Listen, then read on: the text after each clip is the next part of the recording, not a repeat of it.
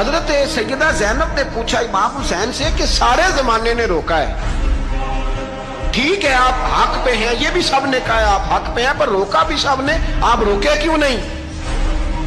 تو ابن کثیر اور ابن اسیر لکھتے ہیں کہ امام حسین رو پڑے، کہنے لگے بہن میں رک جاتا، پر میں نے رات کو نانا مصطفیٰ کو خواب میں دیکھا ہے۔ تو حضور نے فرمایا حسین اگر آج یہ رواج پڑ گیا نا یزید جیسے لوگوں کا تو قیامت تک پڑا رہے گا، پھر لوگ کہیں گے کوئی نکلا نہیں تھا تو ہمیں بھی نکلنا، پھر لوگ ظالموں کے سامنے گردنیں جھکانے کے عادی ہو جائیں گے۔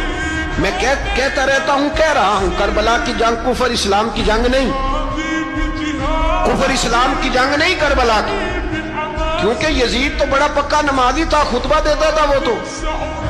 جب امام حسین رضی اللہ تعالیٰ عنہ نے کربلا کے میدان میں جمعے کا دن تھا تو یزید کے سامنے کو بات کرنی شروع کی عمر بن سعد کے سامنے، تو عمر بن سعد کہنے لگا حسین زیادہ باتیں نہ کر، ہمارا جمعہ لیٹ ہو رہا ہے، جنگ کے لیے تیار ہو، فٹافٹ آ، اہل بیت نبوت کو قتل کریں گے اور قتل کے بعد پھر نماز پڑھیں گے اور پھر کہیں گے اللہم صلی علی محمد وعلی آل محمد، اسی نماز میں پھر درود بھی پڑھیں گے۔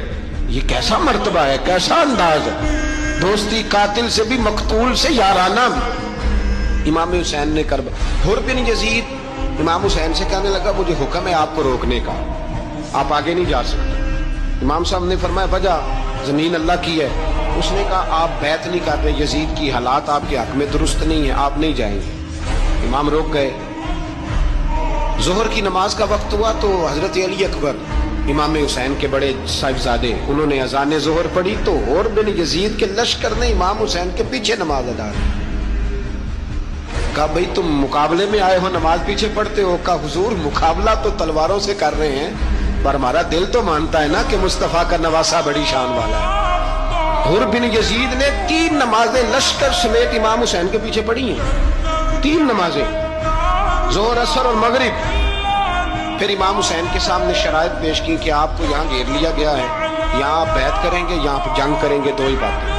امام حسین نے فرمایا نہیں بھائی بیعت تو میں نہیں کرتا، اس کے علاوہ تم جو کہتے ہو میں کرنے کو تیار ہوں۔ اس نے خط لکھا، عبید اللہ ابن زیاد کو ایک بندہ دوڑایا پیچھے کوفے، چند میل پہ کوفہ تھا، کہا وہ نہیں مان رہے، کیا کرنا؟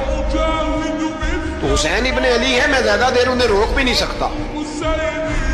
انہوں نے پیغام دیا حر بن یزید کو کہ کرنا کچھ بھی نہیں، ان کا پانی بند کر دو، بلیک میل کرو، کھانا پانی نہیں ملے گا، چھوٹے چھوٹے بچے ہیں خود ہی مان جائیں گے۔